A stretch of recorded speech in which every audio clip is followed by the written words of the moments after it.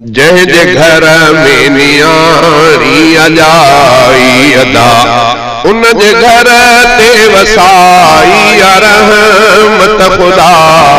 जंहिंजे घर में नियाणी अजाई अदा जंहिंजे घर में नियाणी अजाई अदा उन जे घर ते वसाई रहमत खुदा।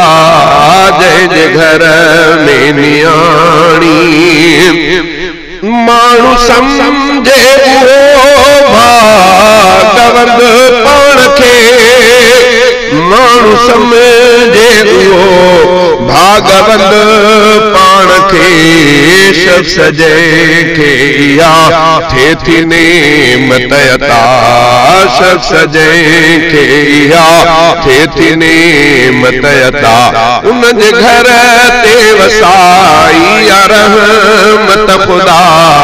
जंहिंजे घर में नियाणी अजाई अदा जंहिंजे घर में नियाणी दीन जी तरबियत काश हिनखे मिले दीन जी तरबियत काश हिनखे मिले दीन जी तरबियत काश हिनखे मिले।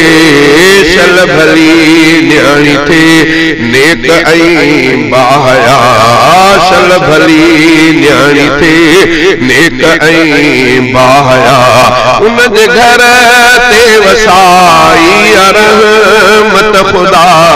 जंहिंजे घर में नियाणी अजाई अदा जंहिंजे घर में नियाणी अजाई अदा उन जे घर ते वसाई रहमत खुदा।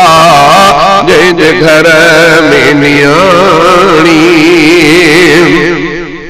शल संदस वालिदा हुन जुमुर कूल है शल संदस वालिदा हुन जुमुर कूल है।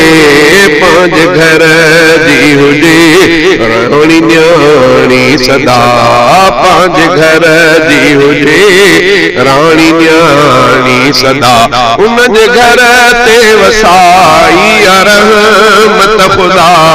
जंहिंजे घर में नियाणी अजाई अदा उन जे घर ते वसाई रहमत खुदा। जंहिंजे घर में नियाणी जहिड़ी रहमत जमी तहिड़ी अज़मत लहे जहिड़ी रहमत जमी तहिड़ी अज़मत लहे। अजो रफ़ीका कई दिल सां अहिड़ी दुआ अजो रफ़ीका कई दिल सां अहिड़ी दुआ उन जे घर ते वसाई रहमत खुदा। जंहिंजे घर में नियाणी अजाई अदा उन जे घर ते वसाई रहमत खुदा। जंहिंजे घर में नियाणी